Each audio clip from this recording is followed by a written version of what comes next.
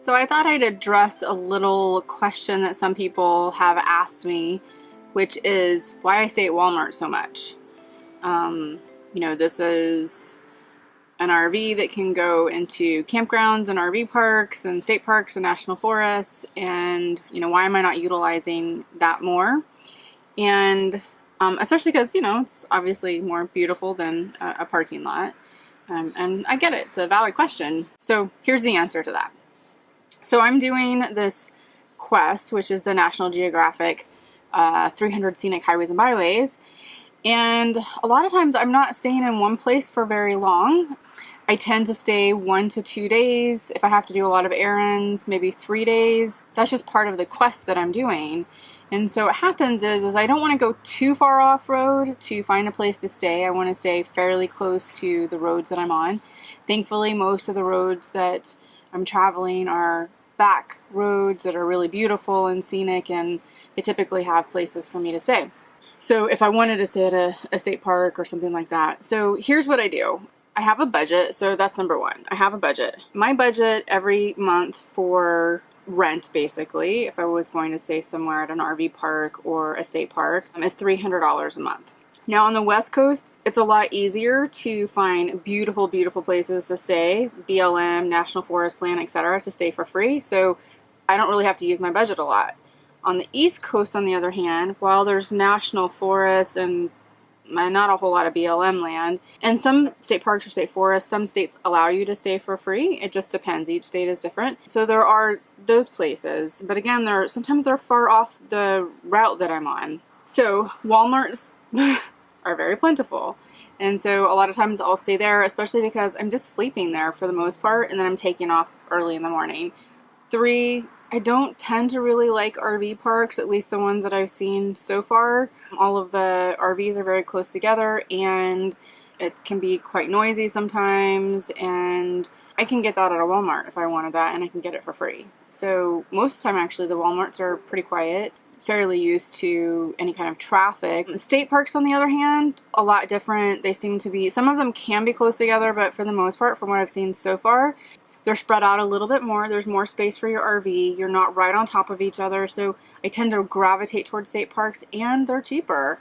The ones so far here between Ohio and New York have been anywhere between $18 and $28. Now, New York charges you, I think it's a $5 fee if you're not a New York resident. So that's on top of what you're already paying. So that's where it gets to be $28. So sometimes it's like $22, $23, and they add that $5. So that's the biggest reasons that I stay at Walmart, because they're plentiful. They're typically 24 hours. They have security. They have lots of lights out everywhere. And I did stay at a Cracker Barrel just recently. That seemed pretty safe to me as well. So far, I haven't had any issues. There's only been like maybe 2 times where I felt like, I'm not sure, and I left and I went to a different place. Again, that's another reason why I leave myself plenty of time to get to where my overnight stay is going to be before it gets dark. So that way, if I need to move on and find something else, I can. So what that time frame is to me is like 2 to 3 hours at least before dark. Most of the time it's way before then, but summertime dark in these parts isn't till I think 9ish, maybe something like that. I want to have an out, and I don't want to have to drive in the dark. There's only been one time where I drove in the dark, and that was because that was when I was at the RV museum and I heard gunshots, and I wasn't sure what was going on, and I didn't want to stick around to figure it out, and I knew I would sleep better at night if I just moved on. So I did, and it was dark. It was getting close to dark, and by the time I got to the Walmart that I found, like, I think it was like 40 miles away, it was dark. And I don't like to do that. So that's why I stay at Walmart, and I try to find places that are free. It's kind of a game for me, too, to find places that are free. I look, pretty hard. I've gotten a little bit of a handle on how to find things and where to find places to stay for free. But the second part of that is, even though it's free, it needs to be safe. At least I need to feel that it's safe. And so I won't ever stay anywhere where I don't feel it's safe, or my gut just tells me, yeah, this is not right. Just go ahead and move on. And that's happened before.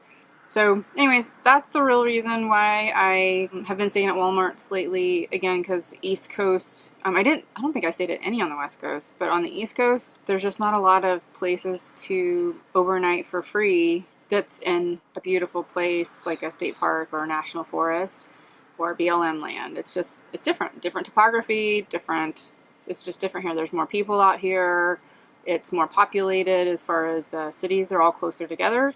You just have less land to actually go out and RV for free on. So that's it. I just wanted to clear that up with everyone. I don't think of it as bad. I just think of it as, I feel grateful that Walmart allows people to do this. Also, just on that note too, even on the Allstays app, I have found that there are some places that say that you can stay at Walmart, but they've posted signs now that say absolutely no, you could be towed or have a boot put on your vehicle if you park overnight there. And a lot of that started happening when I was in Indiana, like Elkhart, Indiana, Chicago area, and then traveling north across.